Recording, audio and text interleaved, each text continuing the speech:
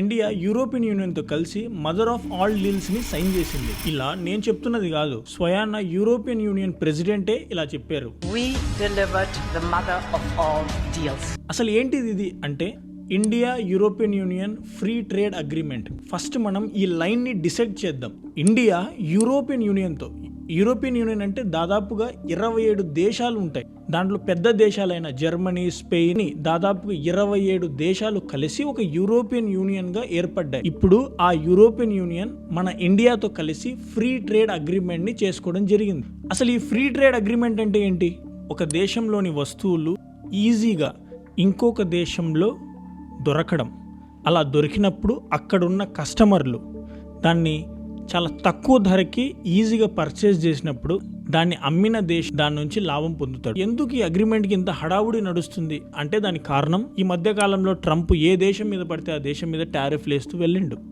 మన దేశం మీద కూడా చాలా ఎక్కువ శాతం టారిఫ్స్ వేసాడు. అలాగే యూరోపియన్ యూనియన్ మీద కూడా వేసిండు. తద్వారా మన దేశం యుఎస్తో ట్రేడ్ చేయడం కొంచెం కష్టంగా మారింది. అందుచేతనే భారత ప్రభుత్వం యూరోపియన్ యూనియన్తో ఇప్పుడు ఒక అగ్రిమెంట్ చేసుకున్నది. తద్వారా ఇండియా నుంచి యుఎస్కి వెళ్ళే ప్రోడక్ట్స్ ఇప్పుడు యుఎస్ కాకుండా యూరోపియన్ యూనియన్కి వెళ్తాయి.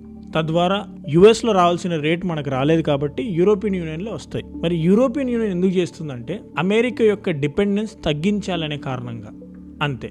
అయితే దీనికి ఇంకో సైడ్న చూసుకుంటే మన దగ్గర ప్రోడక్ట్ యొక్క ప్రైజులు కూడా చీప్ అవబోతున్నాయి. అన్నట్టు కార్లు, చాక్లెట్లు, వైన్, ఇలా దాదాపుగా మన దగ్గర ఉన్న 93% ఆఫ్ ద ప్రోడక్ట్స్ మీద జీరో టారిఫ్ ఉండబోతుంది. అంటే యూరోపియన్కి సంబంధించిన ప్రోడక్ట్లు మన దగ్గర చీప్గా అమ్ముడుపోబోతున్నాయి.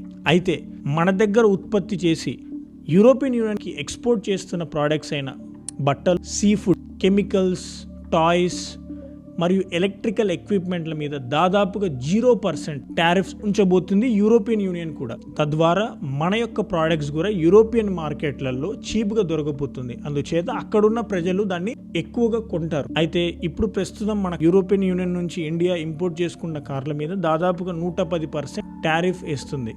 ఆ సుంకాలని దశల వారీగా రాబోయే రోజుల్లో 10%కి తగ్గించబోతుంది భారత ప్రభుత్వం. అంతేకాదు, ఎవరైతే స్టూడెంట్గా అక్కడ ఎడ్యుకేషన్ కంప్లీట్ చేసుకొని పని చేయాలనుకుంటున్నారో వాళ్ళకి వర్క్ వీసా కూడా ఈజీగా రాబోతుంది. ఎప్పుడు వన్స్ ఈ అగ్రిమెంట్ ఏదైతుందో అది అమలైతే. మరి ఎప్పుడు అమలవుతుంది అంటే ఈ సంవత్సరం చివరికి ఆర్ఎల్స్ వచ్చే సంవత్సరం స్టార్టింగ్ వరకు ఇది అమలయ్యే ఛాన్సెస్ ఉన్నాయి. ఎందుకు ఇంత టైం పట్టబోతుంది? దీనికి చట్టపరమైన ప్రాసెస్ పట్టడానికి కొంచెం టైం పడుతుంది. ఇలా మీరు రోజు ఎలాంటి నాన్ సెన్స్ లేకుండా న్యూస్లో క్లారిటీ కావాలి అంటే పేజ్ని ఫాలో అయిపోండి. మళ్ళీ రేపు కలుద్దాం.